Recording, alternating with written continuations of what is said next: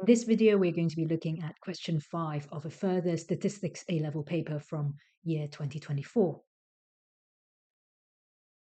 This is a question, it's quite a long question, and you might be scared by it, intimidated by it, but don't. So whenever you approach a long question, the important thing is to do it step by step. And let's do that together. This is our question. I don't have to do all the parts at the same time. I can only do it one step at a time. Therefore, I'm going to hide the irrelevant parts for the moment. The question says, some of the components produced by a factory are defective. The management requires that no more than 3% of the components produced are defective. Miluki monitors the production process and takes a random sample of n components. Part A asks us to write down the hypotheses Miluki should use in a test to assess whether or not the proportion of defective components is greater than 0.03. It's a 1-mark question, so it's fairly straightforward. What we're going to do is to write down the null hypothesis and also the alternative hypothesis. But it's also good practice to define the parameter that we're using in these hypotheses. So I'm going to call that P. And P is being given in the question anyway. So P is the proportion of defective components. And therefore, I can write down my null hypothesis being P equals 0.03.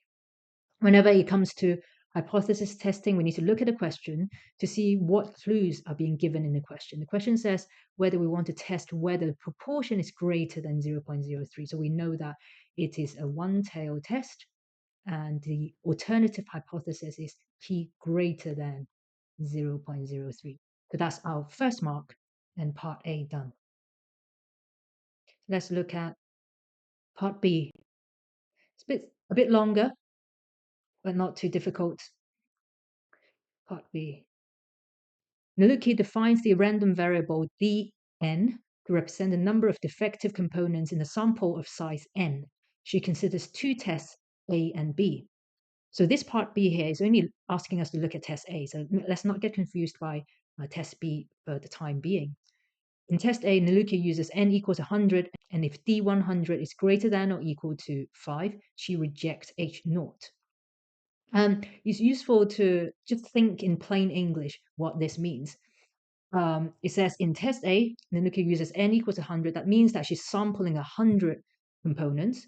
And if d100 is greater than or equal to 5, that means that if the number of components out of the 100 which are defective is more than or equal to 5, then she rejects h0, h0 being p equals 0.03. Which means that out of 100 components, if 5 or more components are defective, then she thinks that the proportion is not likely going to be 0.03. We're asked to find the size of test A. You'll remember that the size of a test is the probability of rejecting h0 if h0 is true. So that's the definition of a size. It's also the significance level, and also it's the size of the critical region. That's why it's called the size. So let's take a look at how we can work out this probability. There are 2 parts. One is what's the probability of rejecting h0, and 2 is when h0 is true. So when h0 is true, that gives us the information. When h0 is true, we know that p equals 0.03. h0 is rejected when d100 is greater than or equal to 5. So rewriting this probability, basically it says if d is greater than or equal to 5, given p equals 0.03. So that's the equation that we want to be working at. Now we want to know the distribution of d100. We know that there are 100 samples, and the probability of a defective component given h0 is 0.03. Therefore, it's a binomial distribution. with 100 samples, and probability of what we call success, which is getting a defective component of 0.03. So now we can work out the probability using a calculator, plugging that in. So n equals 100, p equals 0.03, and we get the probability. So let's use the same color again. So that equals the probability of 0.1821. So that's the size of the test, the size of rejecting H naught if H naught is true. The probability that D100 is greater than or equal to 5 if P is 0.03. So that's our part B. Let's move on and take a look at part C. Part C is asking us to find the size of test B. But let's take a look at what test B is. So test B says Naluki uses n equals 80, and if D80 is greater than or equal to 5, she rejects H naught. If D80 is less than or equal to 3, she does not reject H naught, which means that if there are fewer than or equal to 3 components that are defective, she does not reject H naught. And if D80 is 4, she takes a second random sample of size 80, and if D80 is greater than or equal to 1, then she rejects H naught, otherwise she does not reject H naught. So let's try and draw this in a bit of a probability tree. First of all, we do a sample. First sample. It looks like there are 3 outcomes. First outcome is D80 greater than or equal to 5. In that case, she rejects H naught. Reject H naught. Second outcome, D80 less than or equal to 3. So we do not reject H naught. Third outcome, D80 being 4, exactly 4. And then we take a second sample. If the outcome of the second sample is that there's at least one defective component, then we reject H naught. If the outcome is otherwise, which means there's no defective component, equals 0, then of course we do not reject H naught. Okay? So that's our probability tree. The question is asking us for the size of test B. So C size of test B. Again, based on our understanding, size is the probability of rejecting H naught if H naught is true. That's the size of the critical region or the significance level of the test. So let's see what's the probability of rejecting H naught based on the scenario that we have. We see that we reject H naught here, we reject H naught there. So we want to work out the probability of arriving at these 2 nodes. The first node, let's call it the first node, the second node. The first node, the probability is simply P of D80 greater than or equal to 5. And the second node is basically, we need 2 things to happen. One is that, first of all, in the first sample, D80 is 4.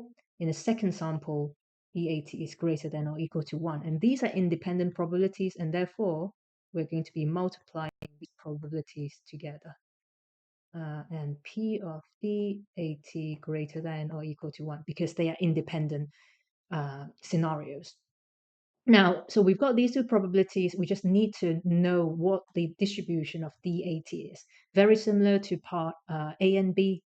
D80 is simply a binomial distribution, 80 samples, and probability of success being 0.03, because that's what our null hypothesis is. Now, the actual size is going to be the sum of these 2 probabilities,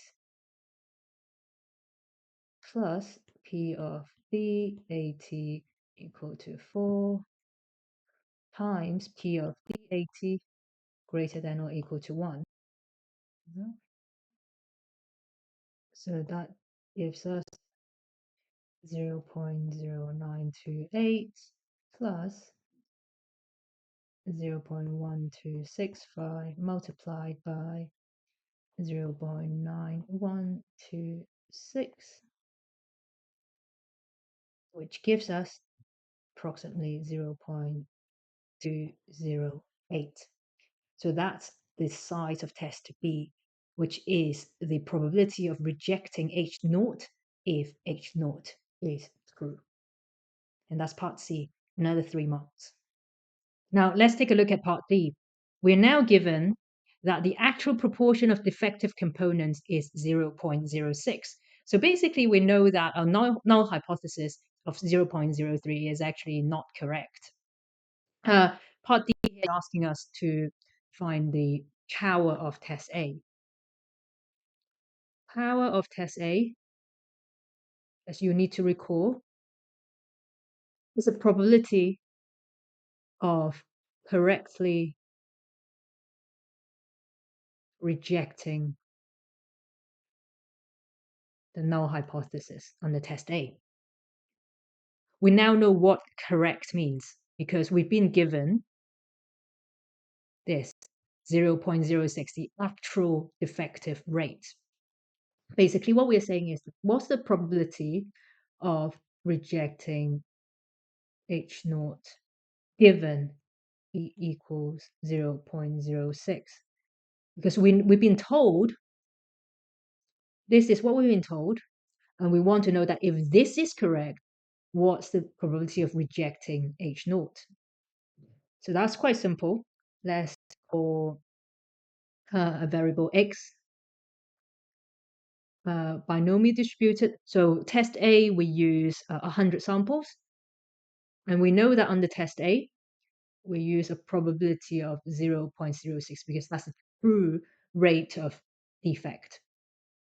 So now we know that probability of rejecting H naught.